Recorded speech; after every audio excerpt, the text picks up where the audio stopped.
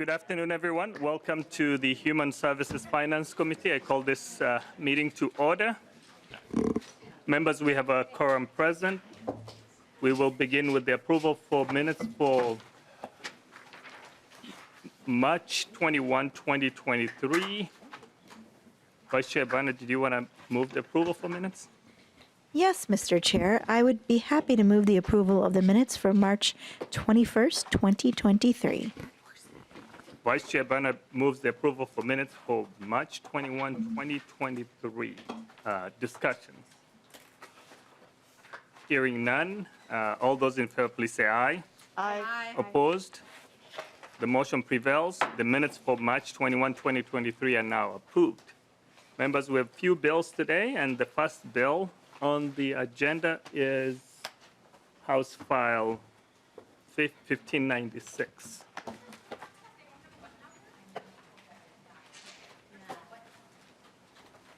Hopefully, Representative Reyer is around. I think she's approaching, Mr. Chair.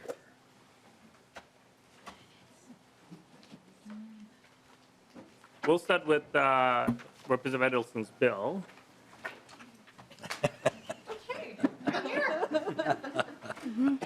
Congratulations. That is House File 1298. I move House File 1298 to be laid over for possible inclusion. And I see you've got A2 amendment. Did you want to move the A2 amendment? Oh, yes. Mr. Chair, I do not want to move amendment, that. No, I don't want to move it. You don't want to move it? No, thank you. Sorry, this was before, well, just the shifting of things in the committee. So yes, I'm gonna not offer that A2 amendment. Appreciate it. So, Representative Edelson, please go ahead and explain your bill. Thank you, Mr. Chair and members. I walked in apparently just at the right time. In 2020, 99,000 Minnesotans were living with Alzheimer's disease or another form of dementia. This number is expected to increase by 2025. The challenges facing long-term care workforce is well documented, and the legislature must take immediate action to address this crisis. The bill before you does two important things. It increases the maximum funding for essential community support recipients can receive from $400 to $600 per month, expands the eligible services that the essential community service benefit can pay for to include respite care and companion services. It also appropriates base funding for a respite care grant program for older adults and people with dementia. This previously was funded through ARPA funds one time. Our long care system is already in crisis. We cannot afford to lose our unpaid caregivers and put even more pressure on an overwhelmed elder care system. For those of you who are not familiar, the respite care services are really a lifeline for caregivers that have a loved one that is suffering with Alzheimer's. My mother-in-law, my father-in-law, who has since passed, had Alzheimer's, and I mean, it was just such an amazing program for her. And so with that, I will go to my testifier. Welcome to the committee. Please introduce yourself for the record and proceed. Mr. Chair, members of the committee, my name is Sam Smith, and I'm here on behalf of the Alzheimer's Association. Unfortunately, Tuesday was unable to join us, and so I will be reading a brief portion of her testimony. And Volunteers of America in Minnesota is a nonprofit health and human services organization committed to serving people in need, strengthening families, and building communities. The culturally responsive caregiver support and dementia service has historically focused on supporting African American and East African community members through education relating to dementia, offering memory screens, and supporting caregivers. The stress, health impacts, and costs associated with the long journey of caring for someone impacted by dementia often creates two or more people who are in desperate need of support. Our work supporting caregivers reveals the importance and impact of offering respite to caregivers. And I'm working with a caregiver who I will call Doris for confidentiality. Doris is 79 years old and caring for her husband, who is 81 years old, who was diagnosed with Alzheimer's disease 8 years ago. Doris's husband relies on her for his daily living and personal hygiene needs. Doris has recently been diagnosed with hypertension and must go to the doctor to regulate her high blood pressure medication.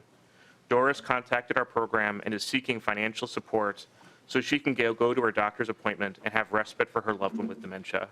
It is sad that Doris must decide whether to stay home with her husband or go to the doctor to address her health concerns because she does not have the financial means to pay for respite care services and is not eligible for public support. Our program does not presently have funding for respite. However, we are adding Doris to our volunteer respite waiting list. Thank you, Mr. Chair, and I'm happy to answer any questions. Thank you so much, Mr. Smith, for your testimony. Also reading the testimony of the, I think you said Ms. Glover, correct? Anyone else in the public who wants to testify on this bill? Seeing none, member discussions, Representative Gilman. Thank you, Chair, and thank you for bringing this bill. I also have family members that have suffered from this horrible disease. It's tragic. So currently, are there any other programs that offer these things that fill this need right now? Are there things happening right now that fill this need? Mr. Smith. Mr. Chair, Representative Gilman, thank you for the question. Well, respite care services are available both on the private pay market and through our home and community-based services waiver system. For many people, they are simply not accessible because they are typically not financially eligible for Medicaid, but don't have the resources to effectively be able to fund respite care services. I would additionally say that, well, I think there's a need for respite across the board. As we heard from Tuesday's story, we also know that in rural communities, the need for respite care is particularly acute. Representative Gilman. Thanks. Any further discussions? Representative Zelazny. Thank you, Chair Nor, and thank you, Representative Edelson. I appreciate this bill. I mean, I spent my life caring for seniors in multiple settings, so I realize the need. I wondered if there's any, is this a statewide funding where then it just gets allocated, or is there a method to how we distribute the money as far as in the metro 7-county area or versus greater Minnesota for the rural? And the reason I ask that is because the resources in greater Minnesota are so limited. Mm-hmm. And so with transportation, there's just a whole variety of things. And I know the need is statewide, but I wondered your thoughts on how you see this being distributed. Mr. Smith. Mr. Chair, Representative Zeleznikar, thanks for the question again. The statute is silent on the exact criteria that DHS would set up for the RFP they would put out for the grant program, but I would hope and expect that it focused on balancing support for both rural and urban communities that are facing shortages of respite care. Thank you. Representative Zelaznikar. Thank you, Chair Nor, and thank you, Representative Edelson, and thank you for your testimony. I would just encourage if there's any opportunity to consider that, because the magnitude, the options for people in rural Minnesota is just limited by proximity. And there's many spouses caregiving solely on their own that I know providers get calls every day asking for some relief if there's any beds. And so having those abilities for them to get a break, to run to a doctor appointment, have those opportunities, they don't have other programs or centers or that large communities would offer. It's just not available, and it hasn't been in the 30 years I've been doing this. So I hope you'll seriously look at that for families that are outstate. Thank you. Any further Representative Fadi. Just a quick question or quick comment. Thank you for bringing this bill here. This is so important because of, just preventing burnout, because caring for someone who's in a state and you're the constant provider, that's one thing. And then the other thing too is by having a respite, it saves the other really expensive option. So thank you for bringing this important bill here. Thank you. With that, your closing remarks, Representative Edelson. I hope it makes it for possible inclusion. Thank you. Thank you. I renew my motion that House File 1298 to be laid over for possible inclusion. The bill is laid over. The next bill is, we're going back to House File 1596. Representative Reyer, please move the bill and proceed with your testimony.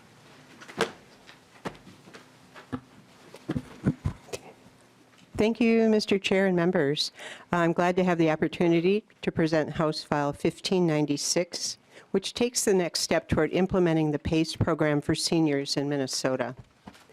The Program for All-Inclusive Care for the Elderly, or PACE, is an innovative program that allows people starting age 55, most of whom are dually eligible for Medicaid and Medicare, to receive comprehensive medical and social services while still living in the community. Although all PACE participants are eligible for nursing home care, 95% continue to live at home.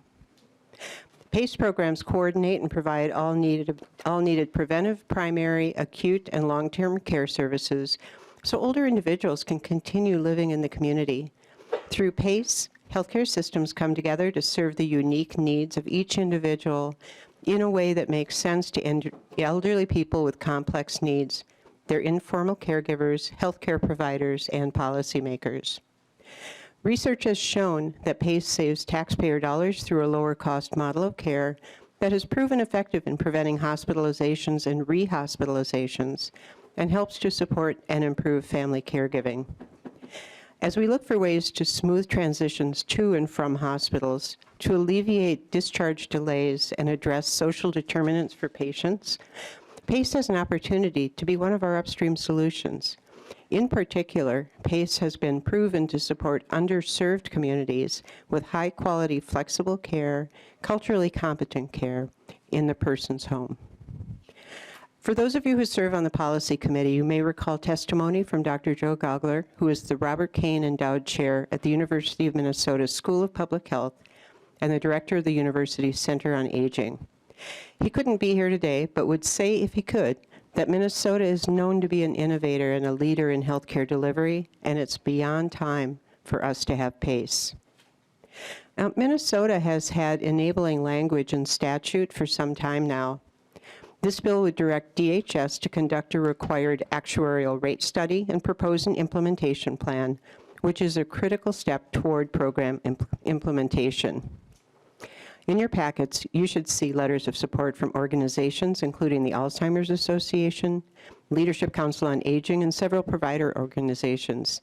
And I would now like to turn it over to my testifier, Wayne Olson from Presbyterian Homes, to provide additional information. Thank you. Mr. Olson, welcome to the committee. Please introduce yourself for the record and proceed. Thank you, Mr. Chair and committee members. My name is Wayne Olson. I work with Presbyterian Homes and Services in Minnesota, and I am here in support of House File 1596. Often our seniors have in the past relied on family, churches, and fraternal organizations for help and support as they age to maintain their ability to live at home. All these supports are not as robust as they were in the past. PACE services are expansive, mostly located in a central building at a day center that includes full medical clinic services, bathing facilities, nutritional services, social integration, physical therapies, social work, home health care services, and a full transportation network. In PACE, these services are organized and coordinated as a provider-sponsored hub, with some services being supplemented by partnering with existing community services. Typically, a senior visits the senior center 2 to 3 times per week. Generally, PACE programs use about 50% of the FTEs that a nursing home uses. And as we wrestle with labor and demographic challenges, this is worth noting. The funding for the program is a combination of Medicare and state Medicaid dollars. The rate study that we are requesting funding for identifies service costs that would be expected to be paid by the state at the county level for the population that PACE would serve. The key to success of PACE is the alignment of incentives. For elders who want to remain living in the community, the state saves money in an escalating labor cost environment. A provider sponsor who focuses on wellness and preventative care to avoid expensive hospitalizations or preventable long-term nursing home placement, as there are often needs for hospital stays and procedures, though, and often some nursing home stays, the sponsor has full obligation for those services, all working together to provide independence for a senior as long as possible in the community. In my career, I was responsible to and started and operated 3 PACE programs in other states. I personally built a PACE program in another state that was successful in helping an elderly woman recover in the community and avoid long-term nursing home placement after being the victim of gun violence. A PACE provider in California is using this model to support a Hmong community of seniors by providing culturally appropriate health care, accommodating 5 different languages, and coordinating culturally informed meals and activities. These are just 2 of dozens and dozens of examples of PACE's value. Based on the experience in other states, we could expect up to 5,000 people would initially be eligible and benefit from a PACE program in Minnesota. While that may not seem like a lot of people for a state our size, it's precisely how to build programs with health equity in mind. Our current systems are not serving all our state's elders as well as they could be. And we should be asking ourselves if a program like PACE, which could be designed to prioritize culturally informed care and support practices, is worth pursuing. PACE is a tested solution that Minnesota needs to pursue. It is time. Thank you for your time this afternoon. Thank you, Mr. Olson, for your testimony. Do we have anyone else in the public who wants to testify on this bill? Seeing none, member discussions.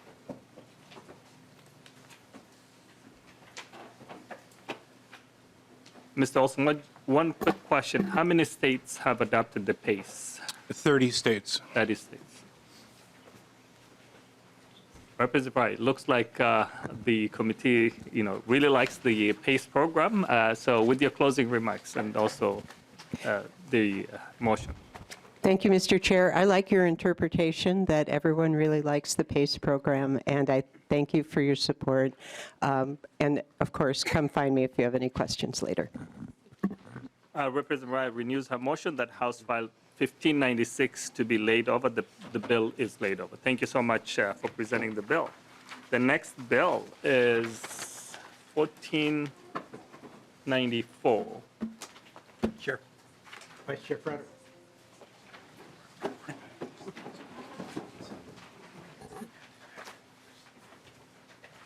I was looking around to see where Vice Chair Frederick was sitting, so I'm glad. Kind of hiding with this on today. Welcome to the committee. I will move that House File 1494 to be laid over for possible inclusion. Please proceed to introduce your bill. Thank you, Mr. Chair and committee. House File 1494, as I said in the policy committee, is a pretty personal bill for me.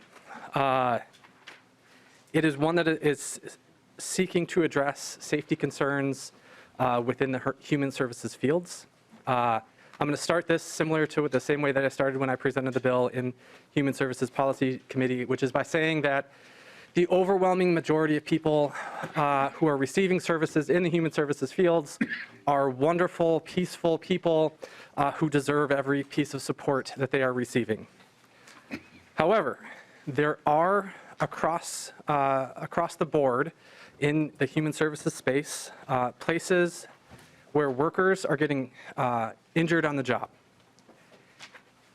In my line of work outside of the legislature, I've worked at the security hospital in St. Peter for about 18 years now as a direct care staff. In that line of work, I have been punched, I have been tackled, I have had every, and I mean every, bodily fluid thrown at me. On the very unit that I work on, there has been a murder. I've had coworkers, simply by doing the rounds that we had to do on the units just to try to keep our pulse on how things are going, get jumped from a corner requiring spinal surgery. I've had a coworker who, as part of an observation of one of the patients that we had, walked too close to a brick wall and had a patient slam her head against the brick wall repeatedly. Staff were immediately there to respond, but it didn't prevent the injury from happening, to which she had multiple grand mal seizures and is disabled to this day. I could go on with the assaults that I have seen. And unfortunately, across the human services space, assaults do happen. They range from murders in workplaces other than mine, sexual assaults, physical assaults, and we need to do what we can as a legislative body to recognize that these happen. And the goal of this legislation then is to establish a $10 million grant program to allow different human services fields to do what they can to prevent these assaults. And that's what this goal seeks to do. Now, part of the grant program, you can do it from the preventative side. It would allow agencies, whoever, to apply for some of this grant money to do de-escalation training, do what we can to prevent any sort of assault from taking place. You can apply for this grant money to try to make physical infrastructure upgrades to do things related to safety, but you can also do things after the fact related to if someone needs some therapy, if something bad happens as well. Some of the discussion on the first stop in the policy committee was, how do we decide who gets this grant money? And there is not a good answer for that. It doesn't exist as far as I can tell. Because you could say this one facility, wherever it happens to be, had a really bad assault and they need grant money. And I can't say that they're wrong. But I could say that this other facility had 30 assaults, but to a much lesser degree. Who do you pick in that case? Do you pick the one that has a very severe assault? Or do you pick the one that has more of the small, minor level, whatever they happen to be? So I don't think that a good way to delineate between this one is worthy and this one is not. And so it is set up to be kind of a first come, first served basis, honestly, because we couldn't figure out a better way for it to go.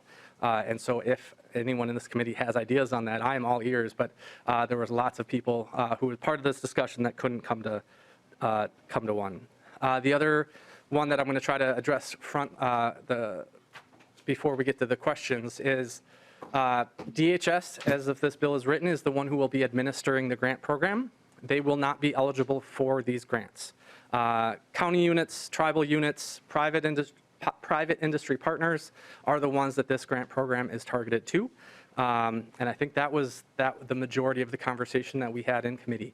But I just want to stress again, the overwhelming majority of Minnesotans who fall somewhere on that mental health, receiving services in some way, shape, or form, are wonderful people, not a threat, not violent at all. But it is important, and why I'm carrying this legislation is to say they do happen, assaults in the workplaces do happen, and we need to say we see those workers too, and that we need to do something to try to make it so they can all go home at the end of their shifts as well. Thank you so much. You have a testifier ready to go. So welcome to the committee. Please identify yourself for the record and proceed. Yeah, thank you, Chair Nora, members of the committee. My name is Michelle Sancartier, and I'm the Director of Policy and Advocacy with Minnesota Social Service Association. MSSA is an organization of over 4,000 professionals from across the state who work in all areas of human services. I'm here today to urge you to support House File 1494, which would establish a grant to help ensure health and human services provider safety. I have a background in human services, hold a master's in social work and public health, and have worked in direct practice. Now, like many of you, I work in an office. I have assurance I'll be safe at work. I've never faced any threat to my physical safety, and even when faced with some of the very interesting situations we all encounter at the Capitol, I don't face any significant threats to my psychological safety either. This isn't the case for many human services providers. Many don't have assurance that they'll be safe at work. When they advocate for their safety, they're told they're exaggerating, bad at their jobs, or sometimes even told that they're bad people. The reality is, unsafe situations in human services exist and won't go away by ignoring them. We've heard it loud and clear. This is a problem and it needs to be addressed now. Many MSSA members have bravely shared their experiences with us, including multiple members who were sexually harassed, a member who had a proposed date of death written on a billboard in the middle of town, a member who had major damage done to their vehicle, a member who was threatened with a gun, more than one story of a homicide in a facility where clients lived and providers worked, multiple members who were stalked, and many members who didn't have the training they needed to de-escalate a dangerous situation. Our agencies are desperately trying their best, but are under-resourced and understaffed. House File 1494 would authorize DHS to award grants to human services organizations to invest in workplace safety measures. Grants would be used to pay for safety training, safety equipment, facility safety improvements, counseling if an incident does occur, and systems to track, monitor, and prevent safety incidents. We're proud that MSSA is leading this conversation about workplace safety. It's not an easy conversation to start or to have. The fact of the matter is, when we make the decision to ignore workplace safety for human services, we send a very clear message about who we value. We're in the midst of a workforce crisis that's projected to get worse. Human services providers will be needed more than ever, and they're not going to tolerate working in positions that don't tolerate or don't ensure their basic human rights. I urge you to pass this bill and show our professionals that we value them. Thank you so much, Mr. Chair and members of the committee. Thank you so much for your testimony. Just wanted to ask if there's anyone else in the public who wants to testify on this bill. Seeing none, member discussions. Representative Zeleznyka. Thank you, Chair Noren, and thank you, Representative, and to the testifier. This is a real quandary for healthcare. And I say that having cared for people that are seniors and have behaviors and are unpredictable and have disease diagnoses, that is what brings us to the setting, brings that person to the setting. And so we're in this constant balancing act of protecting our employees. And then, you know, as the data shows, in the time that I started as a CNA in the 80s, we didn't have falls, we didn't have the workplace violence because we had residents that if they were mobile and they were going to fall or fracture, they were restrained. And then we had medications that were used. We've moved away from all that, and that's just the fact. And so now we are in a situation where everybody's mobile. We have the least amount of staff in society. And we also have not changed Parkinson's, dementia, any of the other schizophrenia, any of these other diseases. And so in that lane in itself, we have the issues of unpredictability, complete unpredictability. And so I don't think there's a setting in the state that doesn't want to have everybody be safe. And that's the challenge we're working with continually, you know, with whether, and the equipment's a great thing, but I think it's going to come down to, in the correction centers and all those other things, my concern is we're dealing with a cart here and not the horse. We need to fund these settings to allow to have enough staff and to bring respect back to the fields, whether it's corrections, police, long-term care. This is a Band-Aid on a cause and effect scale that concerns me, having been a healthcare worker my entire career. And so we are dealing with really challenging issues and balancing rights of everybody, rights of employees, and rights of people who are not balanced, whether it's mentally, the disease. The reason for the unbalance isn't even up for discussion, it just is. We're meeting people where they're at.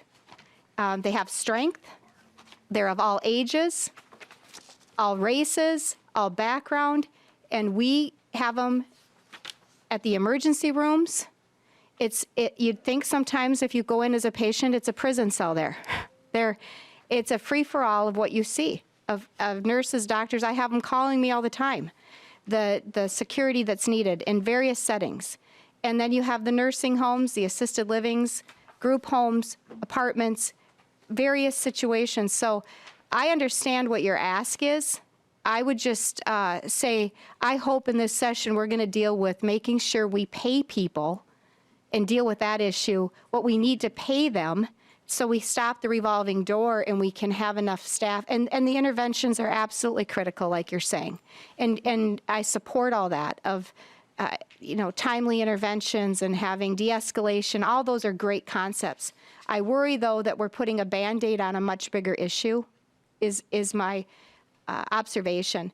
And I want to make sure that the real meat and potato is dealt with this session, because without it, the people are going to be in harm's way, and we aren't going to change that and get out of the cycle. So commend you for being in the field We're in challenging times, and the type of people we are caring for at every level in the health service thing, whether it's public health home visits, correction officers, police, emergency rooms, or centers, it is challenging times. And you're right, 80% of the day is great, but you have 20% of unpredictable behaviors. So thank you for your comments, and that's my only comment for today. Thank you. Representative Gilman. Thank you, Chair, and thank you so much, Rep. Frederick, for your service at St. Peter. I've spent many hours at that facility in all different buildings, and in visiting with staff. I just took a couple weeks ago, I just took a little time talking to probably one of your coworkers that's been there for 15 plus years. And again, I want to echo just pay and how you're losing staff too, because it's a grueling job. And when you talk about the level of intensity and being in certain environments, having to be very watchful is huge. And so, and I thank you for caring for people that have found themselves in really horrible situations that are there trying to be rehabilitated. So I'm a little concerned, really quick. I was looking at some of the language from like 3.16, down to 3.19. Just talking about safety equipment that must not include tools or devices that facilitate physical or chemical restraint, barriers, except plexiglass barriers in office settings, things like that. So I'm just curious, why are some of these things that would seem like a necessary, advantageous tool to be used, like why are they excluded? That's kind of my question. Thank you, Mr. Chair. Yeah, I would say that there was a lot of conversations in landing in the final language that we got to.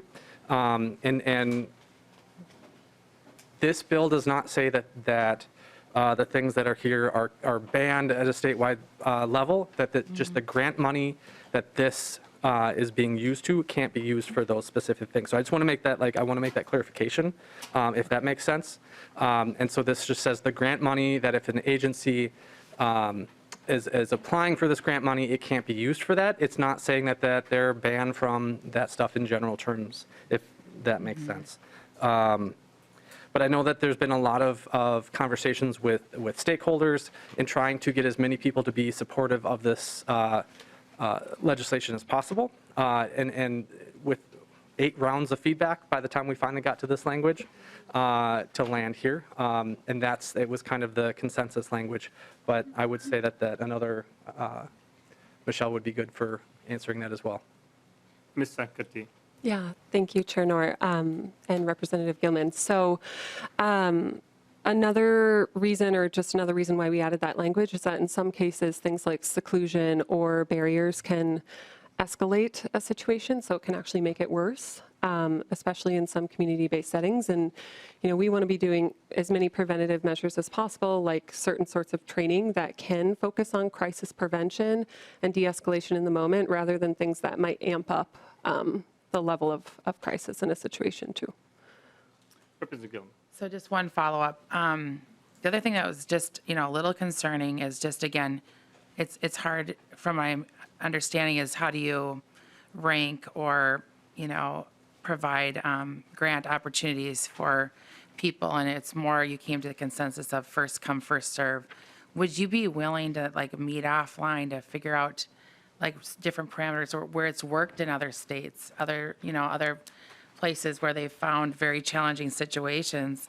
What have they done? Have you looked into other states or other grants or other places that we've done things to help support staff there? Again, when you talk about competitive wages and why there is burnout happening, things like that, and how we can look at the full big picture versus just one part of it. Just kind of.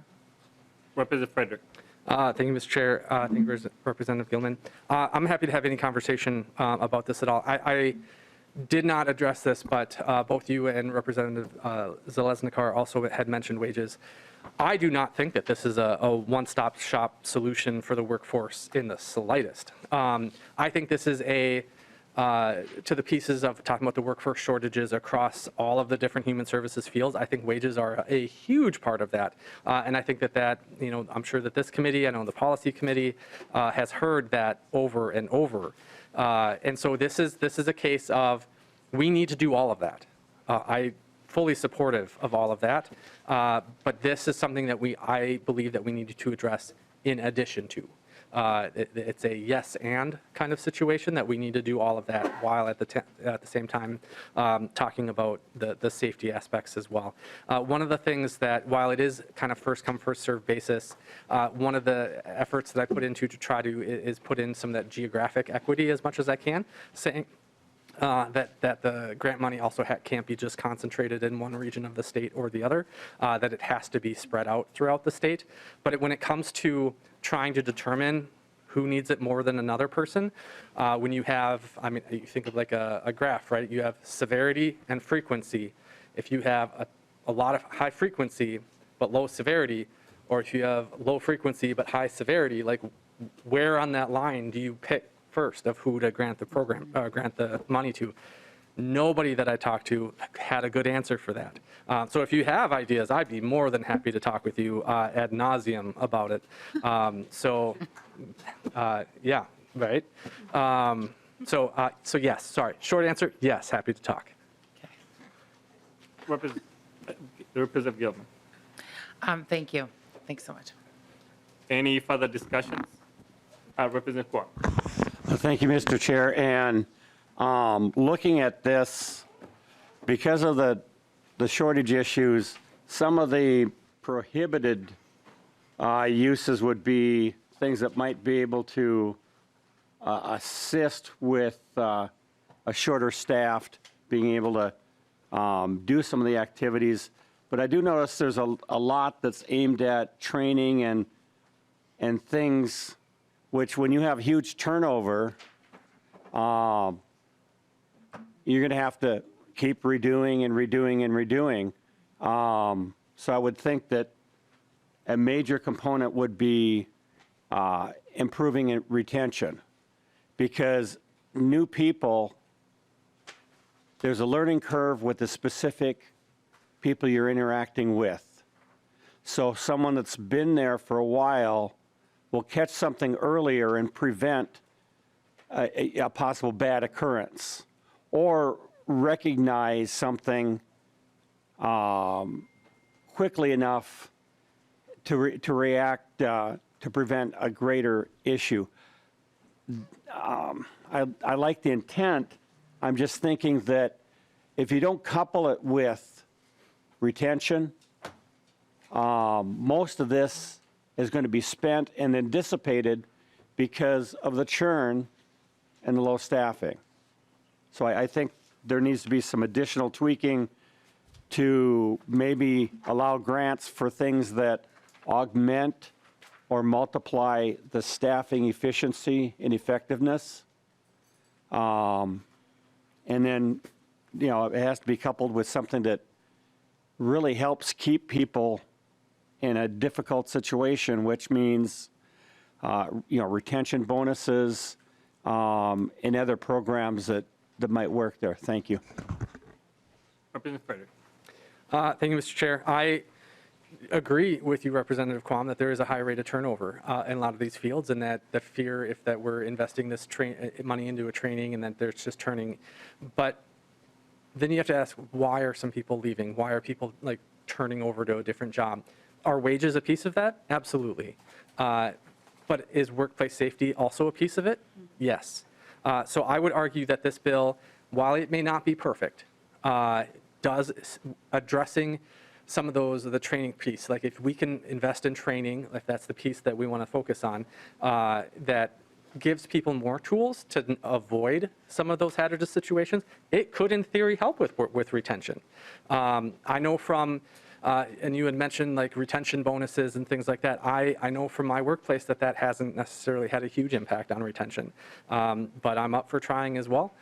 So this is an attempt to try to help with the workforce crisis with safety in the workplace, I will never claim it is the end-all, be-all fix, because it's not.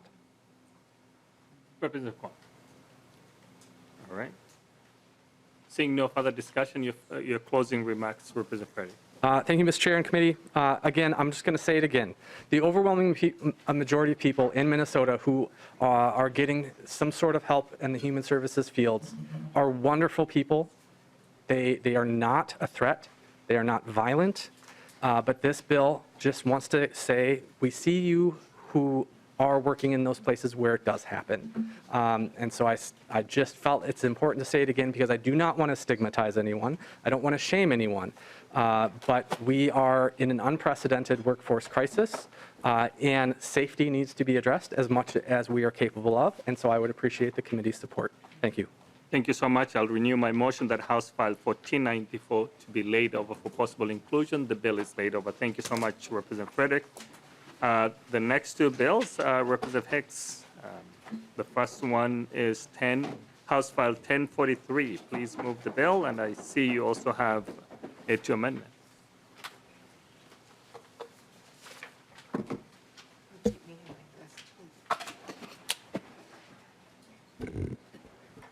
Hello, Chair and committee members. Yes, I do have an amendment to move today.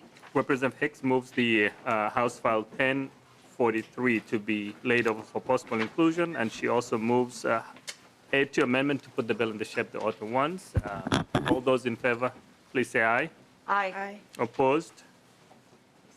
The motion prevails, and please present your bill as amended.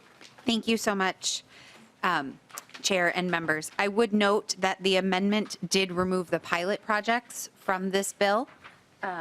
And I wanted to note that because we have asked our nonpartisan staff about what that means for a fiscal impact, so I just wanted to share that.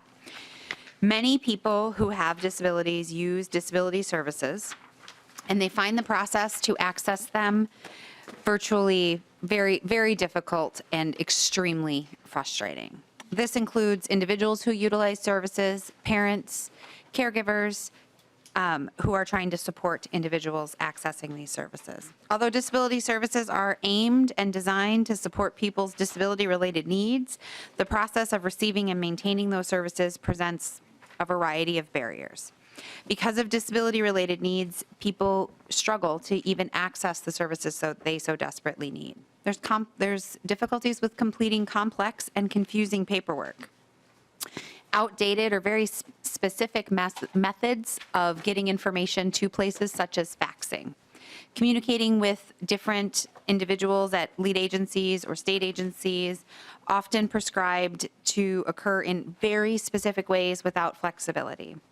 Participating in assessments, which if you've ever been through a MinChoices assessment, is a challenging assessment both in length, complexity, and in information needing to be shared. Resolving disputes if there's concerns about service determination, understanding their appeal rights, ensuring they received their appeal rights and understand how to utilize them if necessary. These barriers result sometimes in appeals, and sometimes they result in people just giving up.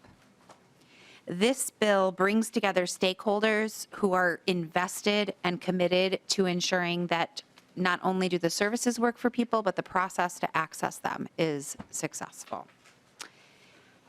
The goal here is to examine the system in its entirety and make suggestions on how to create a system that works better for the people that use it, with their voices being centered at the process.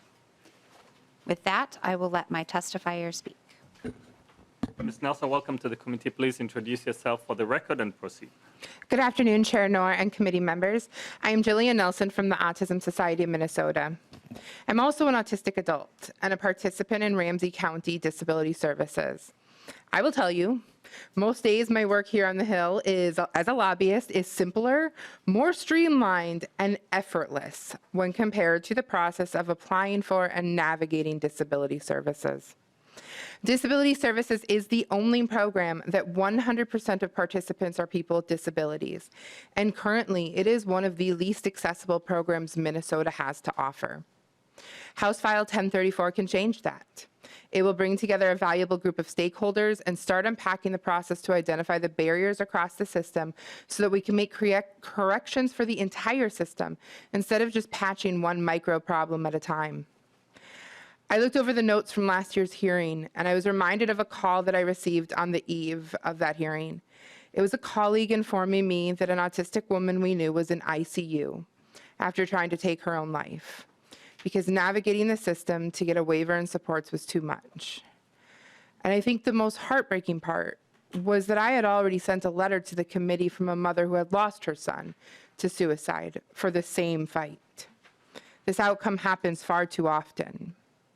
For too long, the disability community has been the one to bear the burden of consequence for the lack of accessibility and administrative errors for how the state and county administers disability services.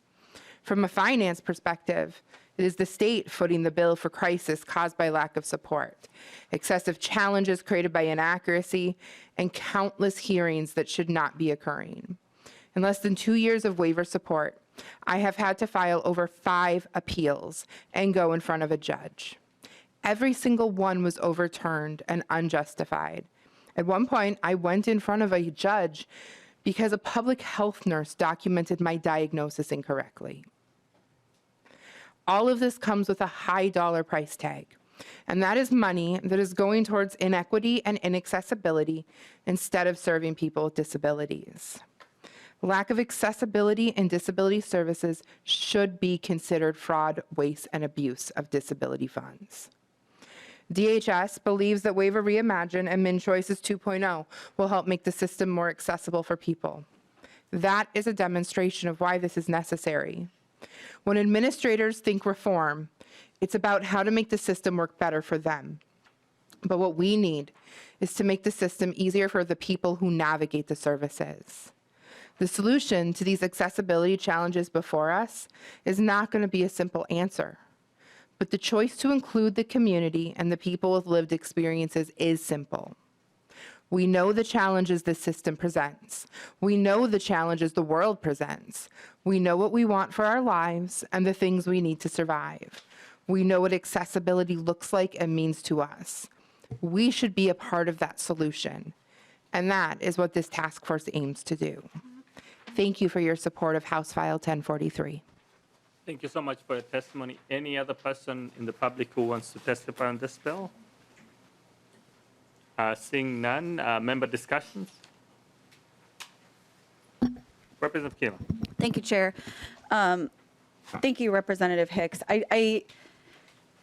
Task forces are really hard, and when we start adding more people, it gets really hard. I've done a couple task forces, and the fact that we're going from 24 members up to 28 is hard to manage.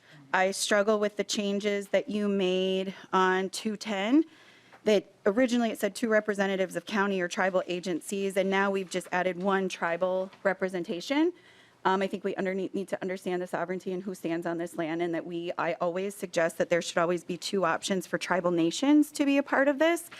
And also my last question is, where is your greater Minnesota voice on this task force? Because I know in other task forces that we've put together, there's requirements that some of these have to have a greater Minnesota or rural Minnesota voice at the table. You have a whole lot of agencies here.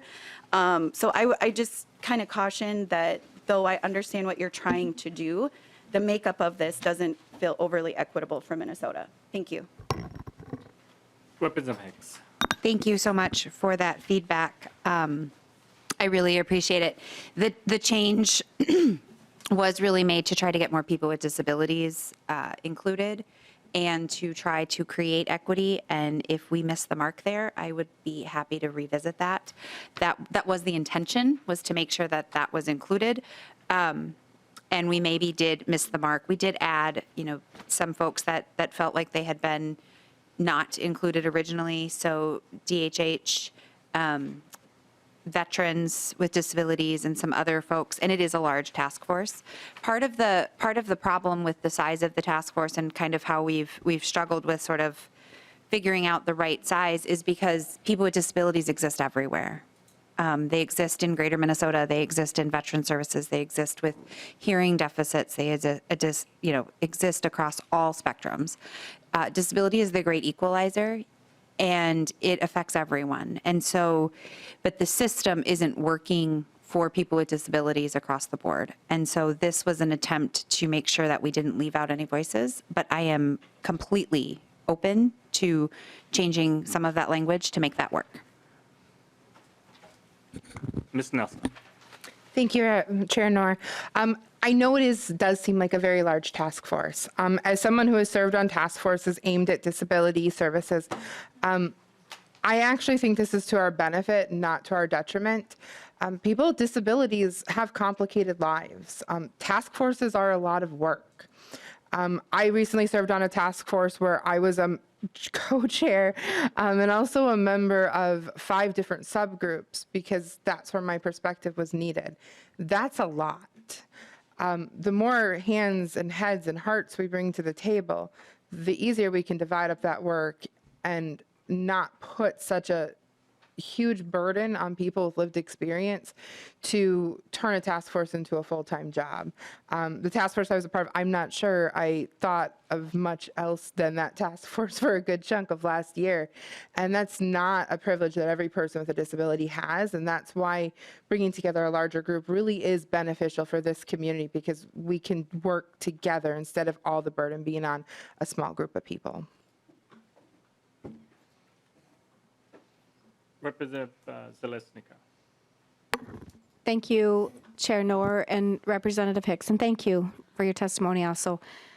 You know, my question kind of piggybacks on the concern Rep. Keeler's saying.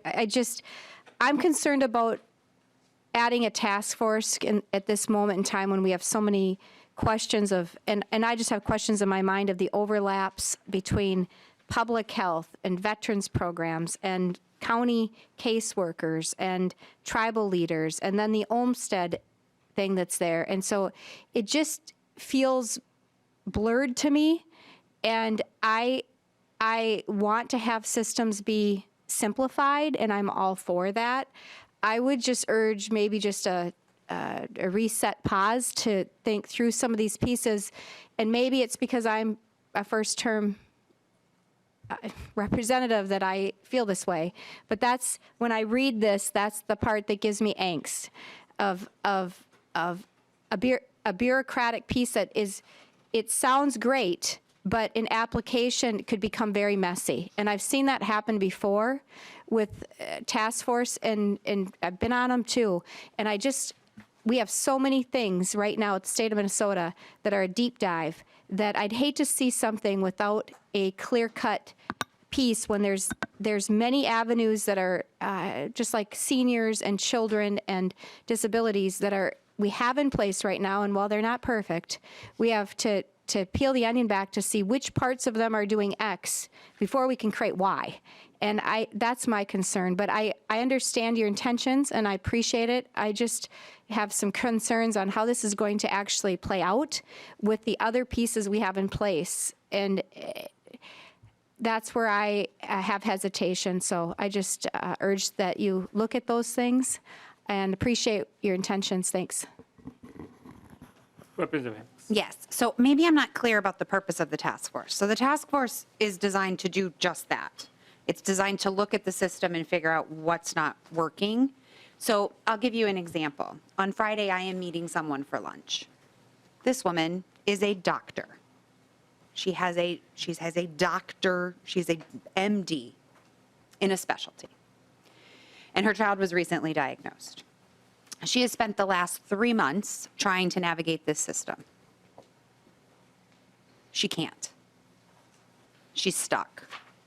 We are going to lunch so that I can walk her through the paperwork, so I can explain to her the process. The process for her child to get the things that he needs to grow, thrive, and get the supports and services he needs to live his best life include gathering all of his medical documentation, applying for a certification of disability. But because they're over income limits, because remember, she's a doctor, She can't apply through the feds, through Social Security, because they're over the income limit. So we have to do a SMRT, which is a state medical review team documentation. To do that, we have to fill out that application. We have to submit the medical records. Then we have to fill out the certain populations application for medical assistance for TEFRA.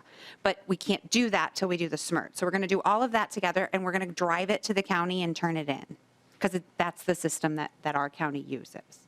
And then I have to teach her how to follow up on it. And in 9 months, she will have a determination about whether her child is disabled enough to qualify. And then once that determination occurs, then she has to fill out the parental fee paperwork and submit that to the county. The county then has to take that parental fee paperwork and send it up to the state. The state in the parental fee unit, which by the way has been understaffed for 5 years, has to calculate her parental fee. They will then reach back out to her and tell her what her parental fee, and then her and her husband have to decide if that $3,000 a month parental fee, if they can swing that to get the child the services that they need. And that's if they don't lose paperwork. And that's if they get all the paperwork right. And so the point of the task force is to have groups of people who understand those complicated processes for all of the different people who are accessing services and say, what's not working about this process and for whom and how do we streamline it? Because it looks different if you're a child. It looks different if you need a waiver. It looks different if you have an adult with a disability. It's different if you're working. It's different if you're on Social Security. It is so confusing. The idea of the task force isn't to create more bureaucracy. The idea of the task force is to identify where the bureaucracy is broken so we can fix it. So I wanted to clarify the focus of the group because I'm not sure that I got that across the first time. So I do apologize for not kind of communicating that effectively. I think, Representative Hicks, you lost everyone in the room when you started talking about TEFRA and the SMART review process and the parental fee. It's complicated. Yeah. Representative Zelesnica. Chair Nora, I'll be fast. And Representative Hicks, and thank you. I understand how complicated this is, but we have systems in place. It goes back to workforce at the counties. It goes back. I believe in local support and having the county social workers, public health. They know the community. And another task force is going to create complication in my mind. When I look at this, we had knowledge for years on things. I've worked with counties to get people on medical assistance for seniors, the same type of thing. When knowledge isn't passed on, with it, whether it's DHS, MDH, MDE, systems are there. We have professionals in every entity that we are funding right now.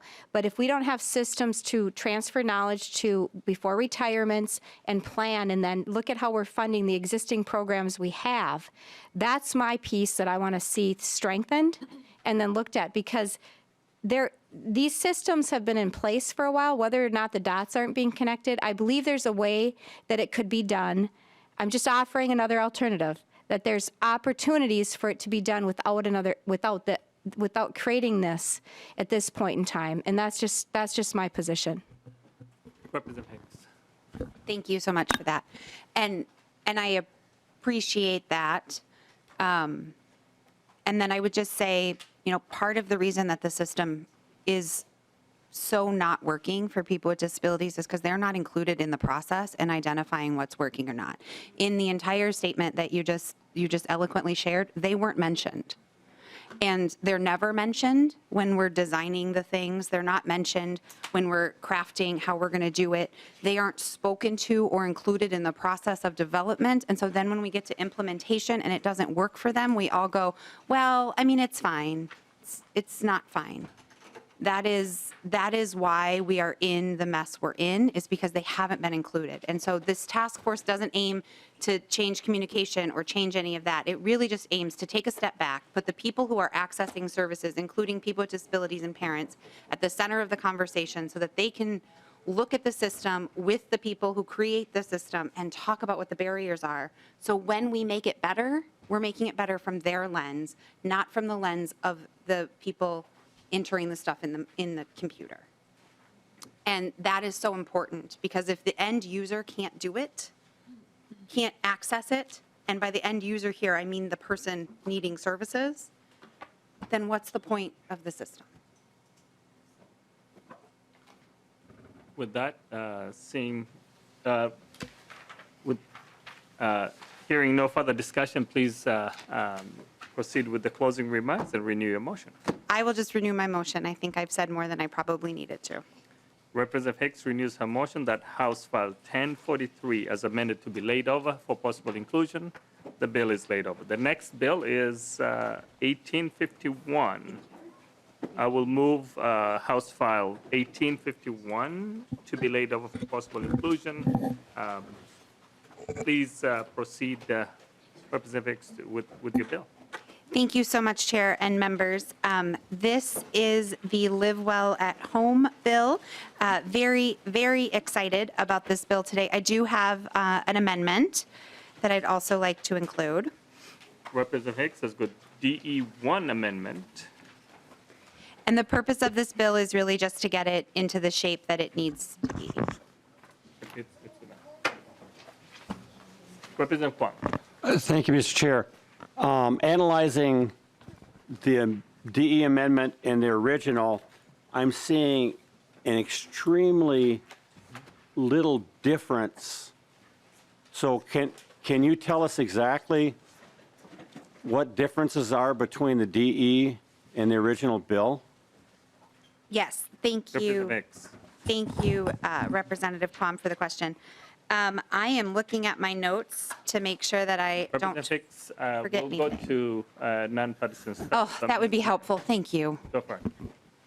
Mr. Chair, members, this DE amendment was already put on at the last committee stop. The version of the bill you're looking at is the first engrossment with the DE already put in. That's why I was confused. Sorry about that. I've had like a lot of bills this week. Mr. Chair, Representative Kwong. the only difference I saw was the notation to amend the title accordingly in content. Taken by the nonpartisan. Okay, so this is a procedural thing. All right. Yep. Thank you. So that's just more procedural. We can go further with, there is no amendment, members, so we'll go back to the first motion, to move that House File 1851 to be laid over for possible inclusion. I know I got scared of my CA, so he ran out. So go ahead with your testimony. Thank you so much, everyone. I have collaborated with Family Services Rochester, AARP, and the Minnesota chapter of Alzheimer's Association to revitalize the Live Well at Home grant program by bringing much-needed updates and increasing funding for the first time in years. The Live Well at Home grant program is a proven resource to help seniors living where they want to be, in the community with the people they love. Seniors want to live in the community, and many cannot do this without help. The flexibility of the grant funding distributed through the Live Well at Home grant program funds the services seniors need, including volunteer respite programs across the state and tribal nations. This is good for our seniors, their families, and communities, and the state of Minnesota. Minnesota's family caregivers are the backbone of our long-term care system and play an essential role in caring for their loved ones and delaying expensive nursing home level of care. The Live Well at Home grants support them as well. House File 1851 brings some much needed updates to the Live Well at Home grant program and necessary infusion of new resources at a time of great need. If we want to support seniors living in the community, we need to take action now to invest in the programs that work. I will also add that the Live Well at Home grants fill in some of the holes for seniors that maybe don't qualify for some of our more intensive programs, which is also a really wonderful cost savings for the state of Minnesota, and also a really good way to make sure that we're meeting people where they're at. So I will turn it over to my testifier. Welcome to the committee. Please introduce yourself for the record and proceed.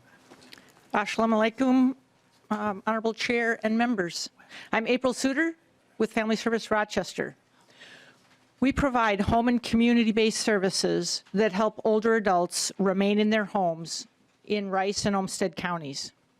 Family Service Rochester has been fortunate to receive Live Well at Home grants for a number of years, and the bill before you today provides for ongoing, stable, foundational funding that helps nonprofits like ours provide low-cost elder services. In 2022, more than 800 volunteers in Rice and Olmsted counties gave 942 hours of service that enabled 988 seniors to age in place. That's the equivalent of 21.6 full-time staff. Seniors don't go away, and their needs don't stop just because funding does. With no services, seniors have little choice but to move to residential facilities where their resources are quickly depleted. Then they turn to government for support. Providing services that help older adults age in place saves government and, in turn, taxpayer money. Stable, renewable funding for nonprofit organizations who deliver on outcomes is what we need and what we seek through this legislation. Doing so builds statewide capacity and stability for home and community-based elder service providers and family caregivers. Thank you for your service to Minnesota and your support for House File 1851. Thank you so much for your testimony. The next person is Stacy Hammer. Welcome to the committee. Please introduce yourself for the record and proceed. Hanawashde.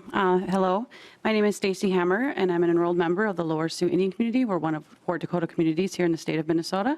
I'm also the Director of Community Health for the Lower Sioux. And on behalf of our community, I would like to provide testimony to support for the Live Well at Home Bill, House File 1851. I feel very strongly and agree with the proposals set forth in this bill based on my lived experience in administering this program to our Sean Shiapi elders for the last couple of years.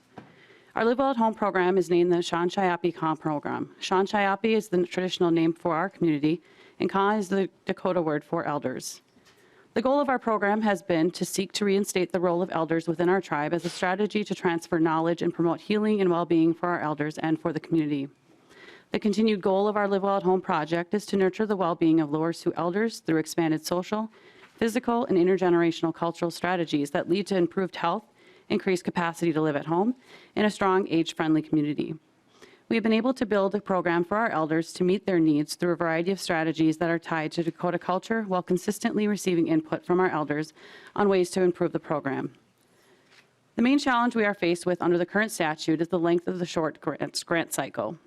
As the director, I administer several grant programs with nonprofit, state, and federal grant funding partners. The Live Well at Home grant is the only grant program that we are required to apply for on an annual basis. We are also not guaranteed to be funded, or in other words, the annual application is not a continuation grant, but rather writing a completely new, lengthy proposal every year. Further, our community does not have a large grant writing team that we can lean on to assist with grant writing. Therefore, I am the sole participant in the grant writing of the Live Well at Home application, along with other community health grants. The amount of time it takes every March to write this proposal and gather all the required documents is daunting, to say the least. We are also required as grantees to provide quarterly reports to the Minnesota Department of Human Services, as well as video check-ins with DHS staff. While I completely understand and support the reasoning behind these written reports and the check-in meetings with DHS personnel, the added time to write a new proposal every year makes this incredibly challenging and a huge barrier to our work. I love my work, and I'm having the privilege to work for my community and especially for my elders. I truly appreciate the opportunity to partner with the Minnesota Department of Human Services and the Live Well at Home program. I have seen firsthand how important and vital this program has been for our elders. However, I would like to reiterate again how strongly I support Live Well at Home Bill, House File 1851. This will help to sustain this program with longer-term funding and provide a more equitable framework for our community, as well as other communities seeking this funding opportunity. Pidame, thank you. Thank you so much for your testimony. Do we have anyone else in the public who wants to testify on this bill? Seeing none, member discussions. Representative Gilman. Thank you, Chair. So quick question, and maybe this is for nonpartisan staff too, just to kind of go over the fiscal note would be great, since that wasn't in our I think the amount is already in the bill. It's $15 million. What? I didn't see that. Yeah, 15 and It's 15. on page 6. You'll see So- the appropriation section. So it's not higher than 30 million? So it's every fiscal year, $15 million. So that makes it biennium $30 million. I will let Mr. Buck just go through the appropriation section. Mr. Chair and representatives, that's correct.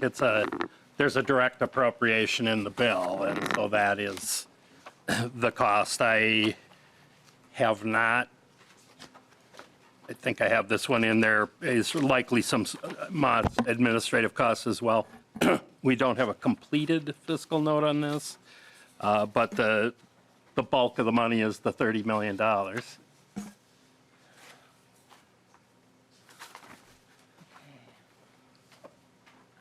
Mr. Buck, what's the base for this funding? Mr. Chair, I do not know that off the top of my head. I emailed the department with that question several months ago, and I don't remember offhand what the answer was. Maybe Ms. Bailey knows. Ms. Bailey, I know she's, Director Bailey is coming down.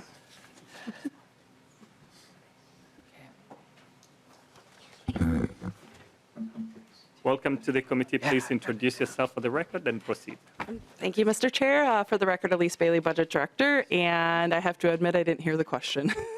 The base for the Live at Wealth program, this program. I could gather that for you. I don't have it off the top of my head. We'll follow up, and I think the appropriation requested here is $30 million, as indicated in the bill. Mr. Chair? Mr. Burke. Mr. Chair, I look at my report on fiscal notes that I've done, and I realize that I actually have a completed fiscal note, which should have gone out to the members here. Yeah. I will make sure it gets distributed to the members right after this hearing. Should be online too. So yes, it's on the. But we'll send it around. It should have been in your packets. Can I just ask really quick? So when you're looking at that fiscal note, can you give me the dollar amount? That's what I was wondering. I don't. So with the additional cost is 31,474, and then in the tails is 31,526. So you're talking 63-ish, 62, $63 million total. No, the biennium is 31,474, and then in 26-27 is 31,526, with the additional cost of running the program. Okay. Yeah, that's helpful to understand the enormity of this. Thank you. You're welcome. Thank you so much, Director Bailey. Mr. Chair, the base for the program is $2 million in a biennium. Thank you for that update. I know we got all the answers that we were looking for, so it's always good when we get to get the answers immediately. Thank you so much, Director Bailey. Representative Zelesnika. Thank you, Chair Noor, and thank you, Representative Hicks. I just have a quick question on, for the fiscal note, if this is to move forward, can you explain to me the process on how it's distributed across the counties? Representative Hicks.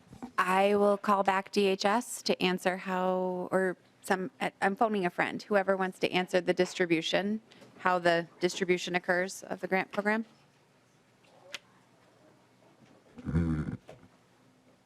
See Ms. Stockett is coming down. Please introduce yourself for the record and proceed. Hi, everyone. Good afternoon. Nicole Stockert with the Department of Human Services. Would you mind repeating the question? Is it about The grants? distribution, how the funds are distributed under this program. It's a current, thank you for the question, so Chair and Representative. So the current way that these are distributed is through a competitive process right now through an RFP. And so it's done through a grant mechanism that the Department of Human Services administers through, like I say, a competitive grant process. Representative Zelesnika. Thank you, Chair Noor, and thank you. I'm wondering when you say competitive grant process for an RFP, I don't know what that looks like. Is that competitive meaning if all things are equal, Greater Minnesota is going to have an equal percentage of these grants? Ms. Stockett. Chair Noor and Representative, I probably would be best to follow up with you with the people that administer this program about the different types of things that they look at. But I can tell you that the original program right now is meant to be a seed program. And so they're looking at sort of expanding services, new services. And so that's sort of like the current basis of this program, right? And so it sort of has this like 5-year sort of cap, unless you come back and you want to provide a different service, you want to expand into a different area. What this amendment or what this change does is says once you sort of graduate this, original program, you have the ability then to access sort of this sustainable funding to kind of keep the lights on operations going so that we can keep these services available for the services that are working well, if that makes sense. Representative. Thank you, Chair, and thank you. My question is just, I know in some of the rural areas, the limitations is just the number of people they have to process and do these. So I just want to make sure that we're looking at the resources that are available in rural and greater Minnesota may not match the numbers and the resources, everything, with all things considered equal. And I think the need is very high. And so I want to make sure that, however millions we're giving out, that greater Minnesota has its fair share, because it absolutely needs to. And the programs have been there living at home for years. But whether or not they're doing anything new or innovative, some of the base programs, I just want to make sure that greater Minnesota is not lost in this, that the tribal nations and greater Minnesota are part of this, and that we are able to serve the people statewide. I got lots of friends, so I'm just going to Mr. Go ahead. Thank you for that question.